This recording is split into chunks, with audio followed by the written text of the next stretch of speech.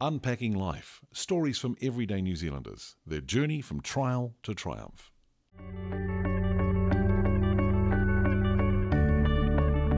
I was brought up in Palmerston North. Well, I came from Palmerston North, and I had Hindu parents. My mother and my father were into worshipping Hindu gods, Hanuman monkey gods and Krishna gods. My mother would pray to the gods. She would light incense to the gods. They were statues. I would pray to them, believing that they were always going to look after me. I believed that the gods that I prayed to never made a difference in my life. Like, they never did anything. They never transformed the inside of me. I just had to be a good Hindu girl, doing the right Hindu things. I rebelled, and I think that a lot of rejection was in my life through abuse, through sexual abuse. And so I rebelled against it, and I started living two worlds. I tried to be a good Hindu girl, but there was this other side me. I was a party animal. I went out partying, meeting guys, drugs, you name it, I got into it. I got married at the age of 20, 6 months after I lost, or 8 months after I lost my mum and my dad and my nephew in a car accident. I believe I got married to this Indian man because I felt that there was an emptiness in me. Maybe getting married was going to fulfill that emptiness. It never did. And my marriage broke up. That was a turning point. And I kept thinking that I was looking for something, and I thought it was love. That's why I started looking into alternative things like clairvoyancy, palm reading, creative visualization, meditation. I even started meditating so I could go into this other world thinking I could find peace, but there was no peace. There was absolutely no peace. I suffered loneliness, a really deep sense of sadness because I felt rejected by my family because I hadn't been the girl that they wanted me to be, and I would have guilt trips because my family would make me feel like, you know, if mum was alive or dad was alive, they'd be turning in their graves. And I got to a point that I was so depressed that I even wanted to commit suicide. I even got to a point where I remember driving my car to this edge of this cliff thinking, do I do it, do I not? And the only thing that held me back was I had a son, and he was young, and I thought I couldn't leave him.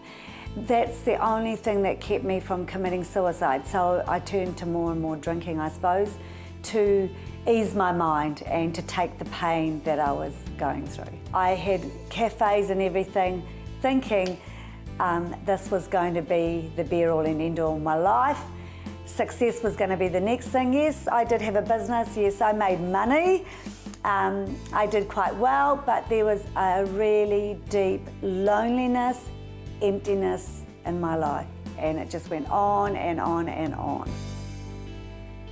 Where I owned my business, right next door to me, was a girl who had a hair salon, and it was a girl that worked in that hair salon who was just coming to know God, and she introduced me, told me about Jesus, and I didn't want a bar of it because I didn't want anything to do with any God, but I remember praying a prayer in my room, if there is really a real God out there, make yourself real, and are you Jesus? And that was the turning point of my life. I had terrible nightmares that this one particular night, nightmares were tormenting me, fear, just fear of death, fear of dying in the dark. I got so scared that I even turned the light on.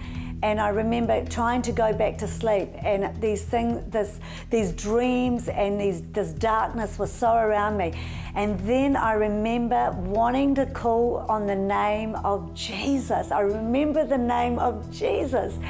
And what happened was, I couldn't get it out of my mouth. This name just wouldn't come out of my mouth. And then it just, somehow I called on the name of Jesus and everything disappeared. It was like the dreams and the darkness and everything just went. It was amazing. And I got this tremendous peace. And then I told my friend the next day that what had happened to me, and she said to me, "You need to go get baptized in water." After I got baptized in water, a few days later, things began to change in my life, and I knew that Jesus became so real, and because things in my life started to change in the area of alcohol, drugs, cigarettes, and all that stuff it just left me. When I invited Jesus into my heart, he became real. He was a real God because he came inside me, whereas every other God was either a statue or they were something so far away. But I know that Jesus filled me with his love, which I could find nowhere else. Unpacking Life Stories are brought to you courtesy of Rima Media and the Hope Project. For this and more, partner with the project at altogether.co.nz.